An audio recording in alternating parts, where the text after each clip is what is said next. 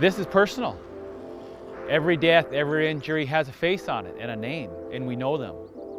From my grandmother getting hit when I was in high school, to my cousin losing 2 kids, it's personal.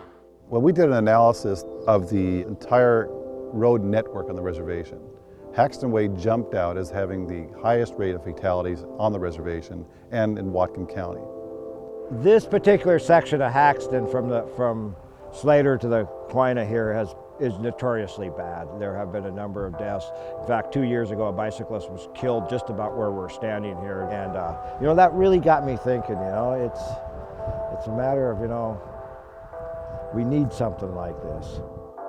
The same week, we actually received a notice that we were being awarded the grant. There was a bicyclist hit just outside the planning office. That one was kind of tough. We thought, this project could have possibly saved that life. It took a lot of resource, took a lot of time, a number of years, but it got started, and the driving force again was life and safety, the amount of deaths and injuries that have been on this road.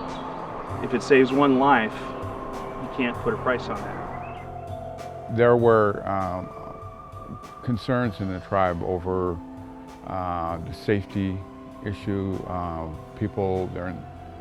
A lot of people walk on these roads, and we really needed the sidewalk to provide a safety for pedestrians.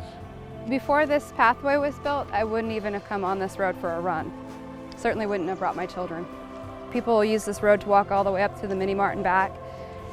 Before, a few people would be on the roadway. It definitely wasn't safe. Much safer now. Previously, all you had was a fog line and about 2 inches of asphalt. So kids or even adults, they had to either walk in the ditch or run for their lives if a truck was coming. We really didn't like either of those options. And so working with our partners at Whatcom County and the state of Washington, we found that there was a lot of options out there to us, a lot of which were really, really expensive. And so we had to find the lowest cost option available to us, and LED lighting really was a great solution for us. I like to see the light when it comes on at night. It's a subtle kind of low intensity light, and it looks nice to see somebody who feels safe enough they can use it at night.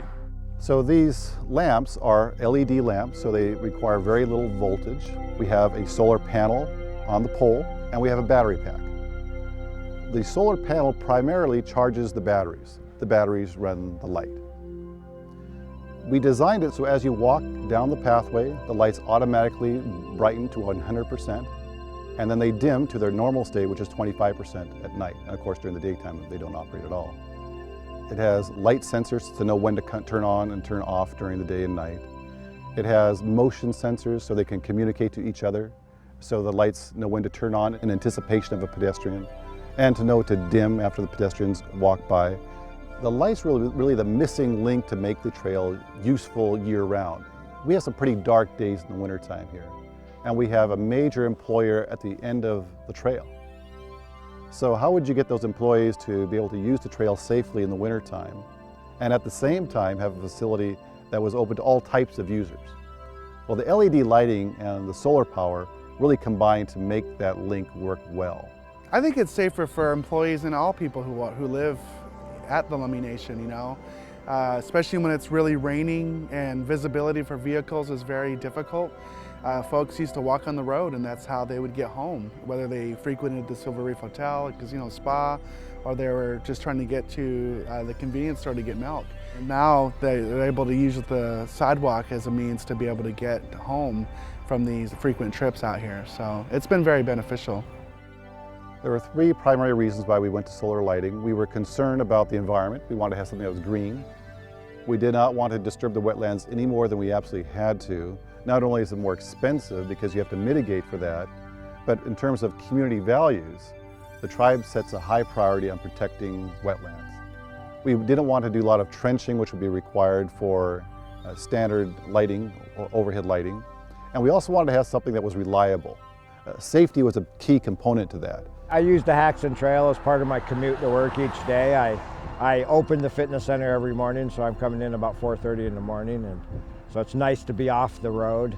I just feel so much safer, and it's just more comfortable, and I don't worry about traffic and who's out there and what's going on.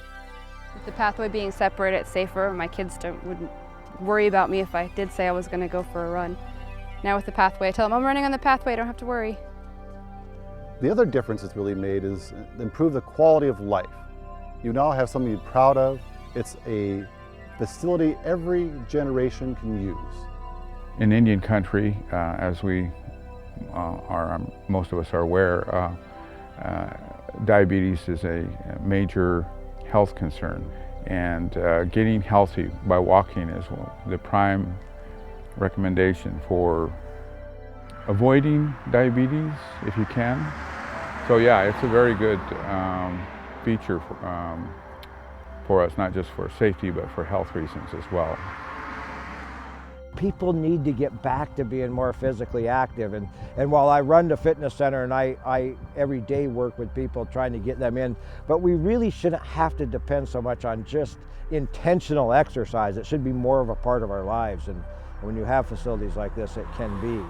If we can look back on it and show that we've saved one life, we're going to consider it a successful project. The reality is I expect that it's going to save multiple lives over the span of 5 or 10 years. We have had no injuries, deaths, or crashes since the facility went in. I would like to see the whole reservation surrounded with this walk, you know, but shooting for the stars, so to speak. I would like to see that. And there's a lot of people who are non-tribal members who like to come out here.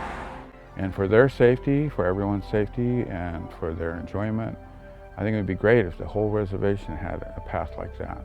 It would be, you know, wonderful.